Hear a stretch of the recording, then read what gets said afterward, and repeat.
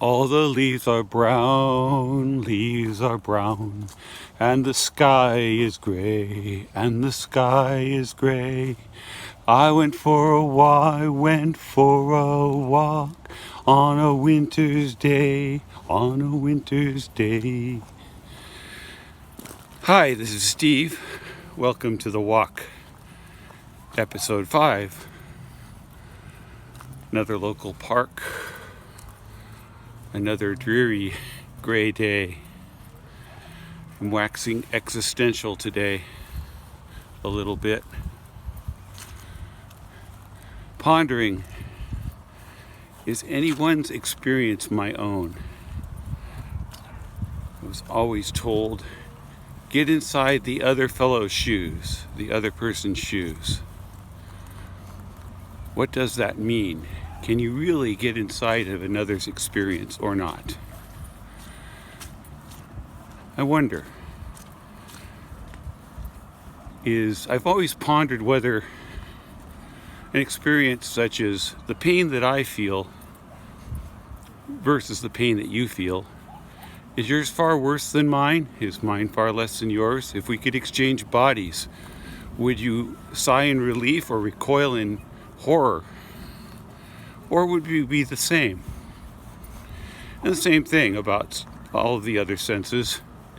Smell, taste. There is diversity in what we prefer. But I do ponder just what that means.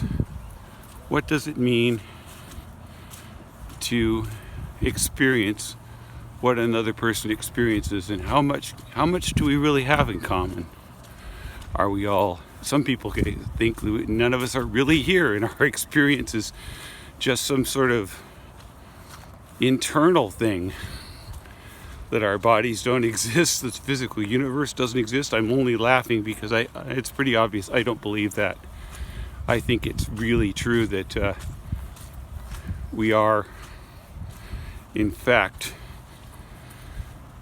likely very similar, and likely if we were to somehow to plug my nervous system and brain into your body, the feelings would probably be pretty close, unless there's some medical reason why it wouldn't be true.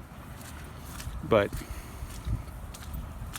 I'm kind of assuming that that premise is not really true, just in terms of having that in common.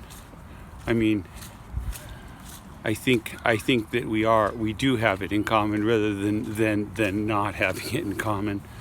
But at the same time, that doesn't mean that should not affect our degree of empathy for each other.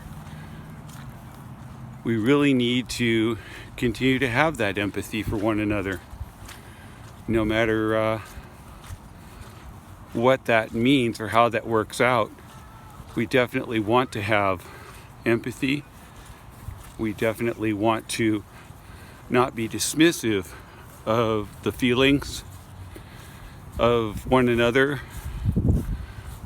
We definitely do not want to think of the other as less than human. I talk about the other a lot, and how we other others, using that as a verb. I don't want to other others. They are like me. They are far more similar to me than different than me, in their pain, in their joy, in their thought processes. No matter how different they might seem physically or mentally from me in any way, I think a core belief that I have is that we're all created by the same creator, and that holds over any other concept or idea in terms of what you might believe or act upon in terms of how we should treat each other. Well, I've rambled on a little bit too incoherently and long for this late 5 o'clock hour on a still potentially rainy day. I'll leave you with the words of a poem that I was taught as part of a song in junior high school, which was really quite a long time ago. And of course, being written when it says, "No man is an island." Of course, we could kind of update that, I suppose, and without being too bad with the words, and say, "No person or no one is an island. No one stands alone. Each one's joy is joy to me. Each one's grief is my own. We need one another, so I will defend. Each one is my brother or sister, and each one is my friend."